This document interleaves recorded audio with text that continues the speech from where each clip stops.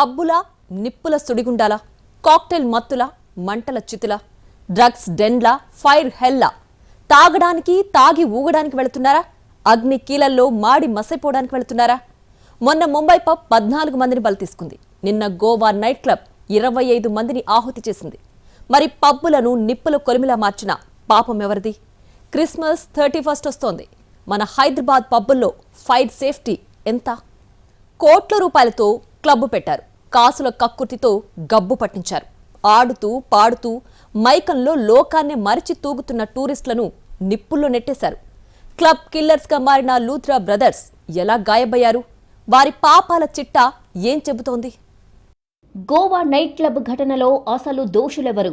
25 మంది ప్రాణాలు పొట్టనబెట్టుకున్న పాపం ఎవరిది? ఇష్టారాజ్యంగా అనుమతిచ్చిన పర్యాటక శాఖదా? రూల్స్ను ఉల్లంఘించిన క్లబ్ యజమానులదా? అన్నీ తెలిసినా నిందితులను ఆ రోజు ఫ్లైట్ ఎక్కించిందెవరు? మసక మసక చీకటి, చుట్టూ హోరెత్తించే సంగీతం, నశాలాని కంటే కాక్టైల్ మత్తు, నరాలు జివ్వనేలా డ్రగ్స్ డోసు, ఈ రెండిటిని మరో లెవెల్కు తీసుకెళ్లే డీజే హోరు. ఎవరు ఎక్కడున్నారో ఏం చేస్తున్నారో తెలియని పరిస్థితి. ఒళ్ళు తెలియని స్థితిలో పబ్బుల్లో ఊగుతూ తూగుతూ తైతక్కలాడుతుంటారు పార్టీ లవర్స్. కుక్కతోక వంకర అన్నట్టుగా కరెన్సీ రుచి మరిగిన పబ్ నిర్వాహకులు రూల్స్ అన్నిటినీ గాలి కొదిలేశారు. పబ్లో ఉన్న ప్రాణాలను దైవాధీనం చేశారు. గోవా నైట్ క్లబ్లో జరిగింది అదే. స్వర్గాన్ని తలపించిన ఆ నైట్ క్లబ్ క్షణాల్లోనే మాడి మసైపోయిందే. మరి గోవా నైట్ క్లబ్ అగ్ని ప్రమాదానికి అసలు కారకులెవరు? మంటలు ఎగిసిపడడానికి కారణమేంటి? ఫైర్ యాక్సిడెంట్కి ముందు అసలేం జరిగింది? ఘటన జరుగుతున్నప్పుడు ఎందుకు అప్రమత్తం కాలేకపోయారు? కొన్ని రోజులుగా ఇవే ప్రశ్నలు అందరినీ వెంటాడుతున్నాయి. అప్పటికప్పుడు థాయిలాండ్కు చెక్కేసిన నిందితుల చుట్టూ ఇవే క్వశ్చన్స్ షూలాల్లా గుచ్చుకుంటున్నాయి. గోవాలో ఫేమస్ బీచ్లకు కేర్ ఆఫ్ అయిన బాగా ప్రాంతంలోని బిర్చిబై రోమియో లేన్ క్లబ్లో జరిగిన అగ్ని ప్రమాదం ఇది. ఆడుతూ పాడుతూ మైకంలో మైమర్చిపోయిన 25 మంది అగ్నికి ఆహుతయ్యారు. వీరిలో 20 మంది క్లబ్ సిబ్బంది, 5 పర్యాటకులు ఉన్నారు. మరణించిన వారిలో జార్ఖండ్, అస్సాం నుంచి ఉద్యోగాల కోసం వచ్చిన వారు ఉన్నారు. ప్రమాదం ఎలా జరిగింది, ఎందుకు జరిగింది అన్నదానిపై అనేక షాకింగ్ విషయాలు చక్కర్లు కొట్టాయి. రాత్రి 1 గంట సమయంలో ఫ్లోర్ పై 100 మందికి పైగా డాన్సర్లు ఉన్నారు. ఒక డాన్సర్ బెల్లీ డాన్స్ చేస్తోంది. నైట్ క్లబ్ అలంకరణలో ఉపయోగించిన తాటాకులకు తొలుత మంటలంటుకున్నాయి. మొదట నిప్పులంటుకున్న వీడియో సోషల్ మీడియాలో వైరల్ అయ్యింది. మ్యూజిక్ కి తగ్గట్టుగా అందరూ నృత్యం చేస్తున్నారు. మధ్యలో ఫారెన్ డాన్సర్ బెల్లీ డాన్స్ చేస్తోంది. మ్యూజికల్ టీంలోని కొందరు సిబ్బంది పైన అంటుకున్న మంటలను చూశారు. ఆ తర్వాత డీజే ప్రాంతంలోనే ఉన్న సిబ్బందిపై నిప్పు రవ్వలు పడ్డాయి. దీంతో వెంటనే అందరూ అప్రమత్తమయ్యారు. మ్యూజిక్ ఇన్స్ట్రుమెంట్స్ ను కొందరు తీసుకెళ్లగా మరికొందరు అక్కడే వదిలి పరుగులు పెట్టారు. అలంకరణకు తాటాకులను ఉపయోగించడంతో క్షణాల వ్యవధిలోనే మంటలు చెలరేగాయి. దట్టమైన పొగ అలుముకుంది. చిన్న చిన్న మంటలు కావడంతో కొందరు లైట్ తీసుకున్నారు. అంతలోనే దావాణంలా క్లబ్ మొత్తం ఫైర్ వ్యాపించింది. కొందరు తప్పించుకోగా మిగతా వారు మంటల్లో కాలి బూడిదయ్యారు. మరో షాకింగ్ విషయం కూడా వెలుగులోకి వచ్చింది. ఫైర్ యాక్సిడెంట్ జరిగిన టైంలో బాలీవుడ్ బ్యాంగర్ నైట్ ఆర్గనైజ్ చేశారని తెలుస్తోంది. నైట్ క్లబ్ నిర్వాహకులు ఐలాండ్ క్లబ్ గా ప్రచారం చేసుకున్నారు. అరపోరా నది బ్యాక్ వాటర్స్ సమీపంలో నైట్ క్లబ్ ని ఏర్పాటు చేశారు ఆర్గనైజర్లు.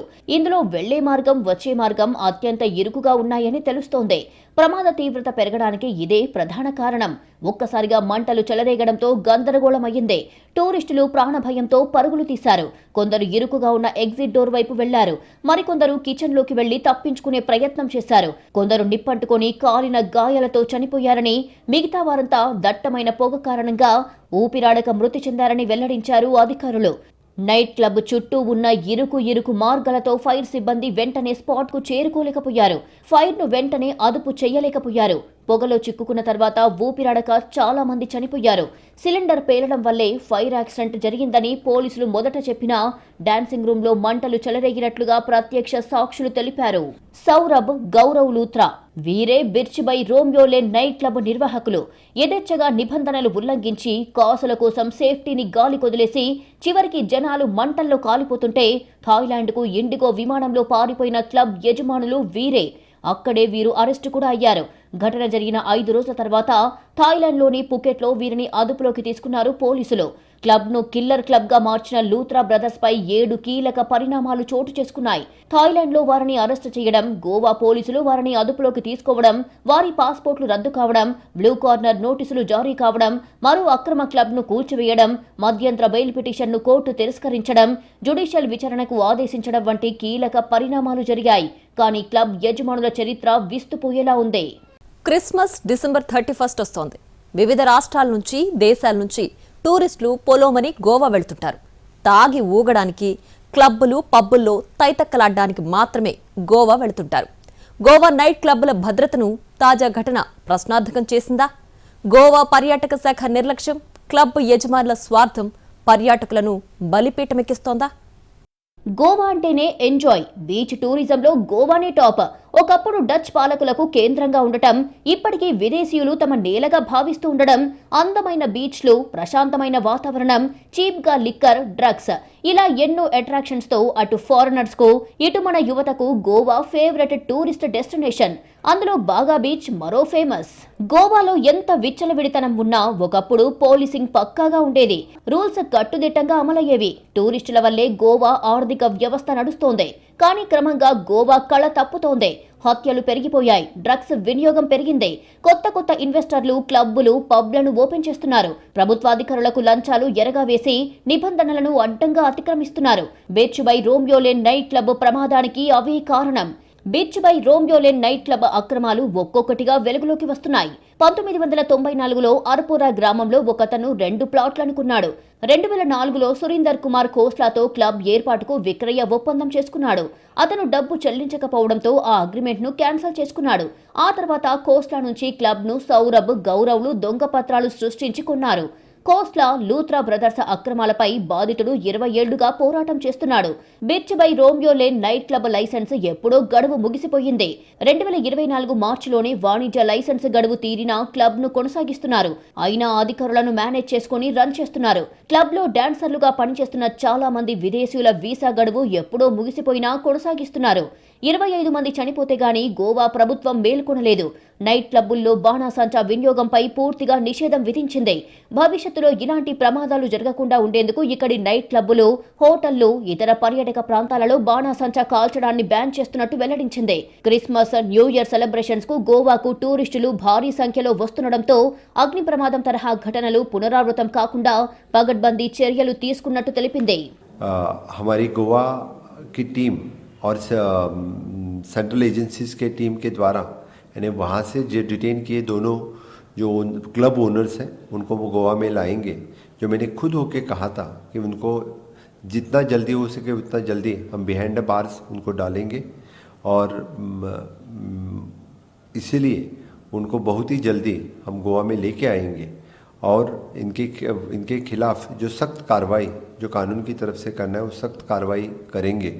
यानी आज भी हम कहते हैं कि मैं फास्ट ट्रैक तरीके से इस तरह से पुलिस और सेंट्रल गवर्नमेंट की टीम ने काम किया है. मैं बहुत ही आभार व्यक्त करता हूँ कि गवर्नमेंट ऑफ इंडिया की सभी एजेंसीज़ की उनके सहकार्य से इट इज़ पॉसिबल हुआ.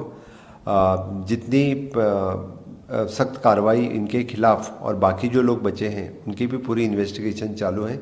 मुझे लगता है कि जो 25 लोगों की जो मौत है उनको न्याय देने का काम हमारी सरकार.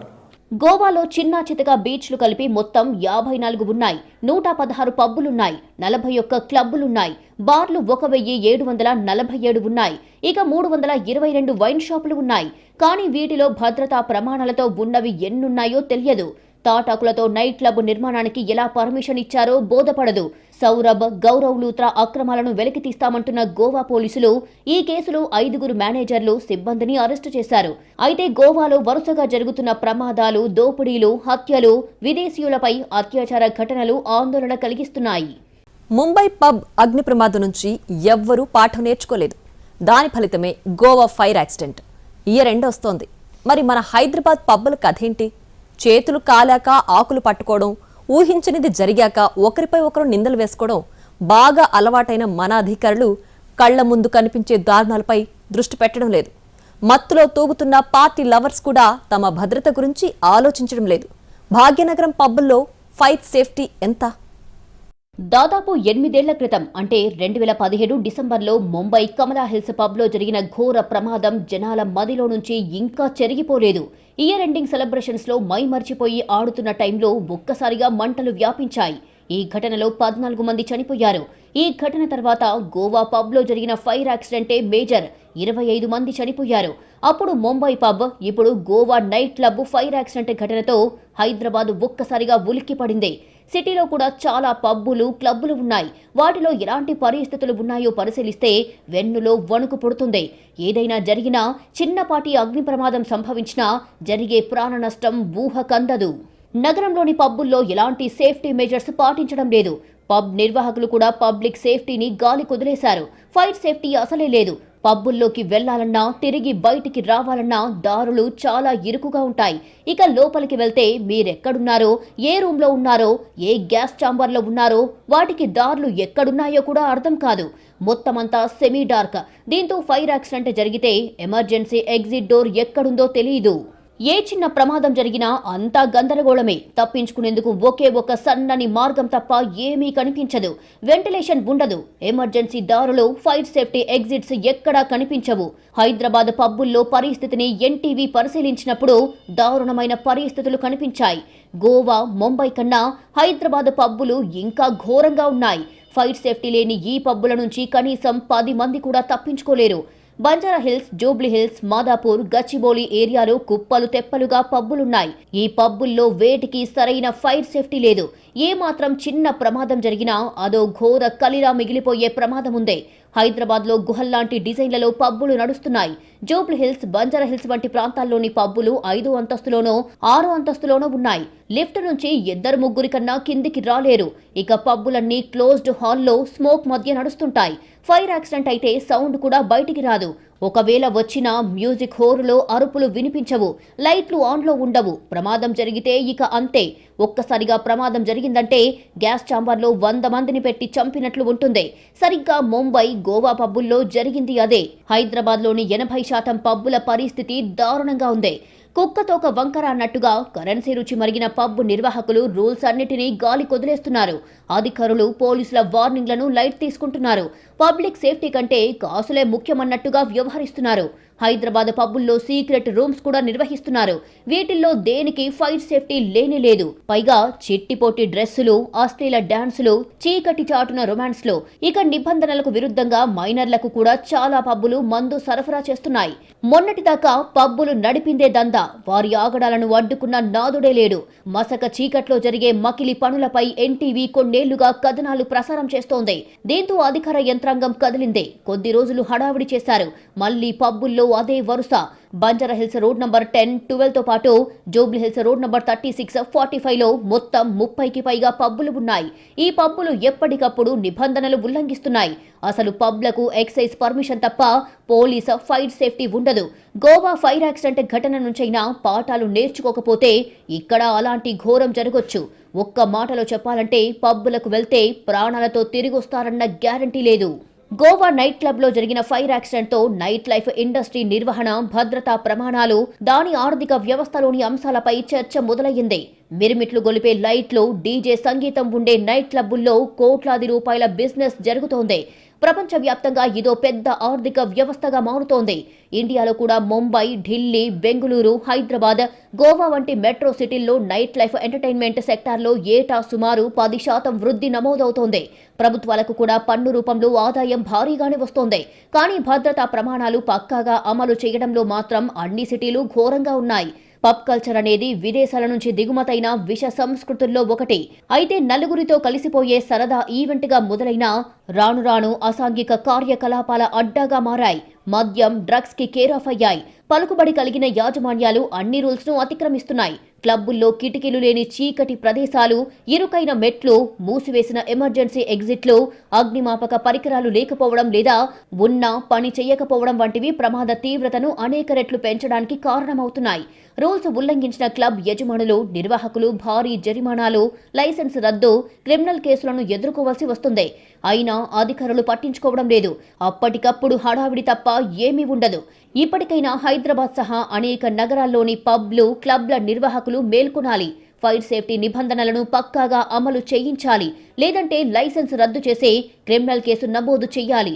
వినియోగదారుల భద్రతకు పెద్దపీట వేయాలి.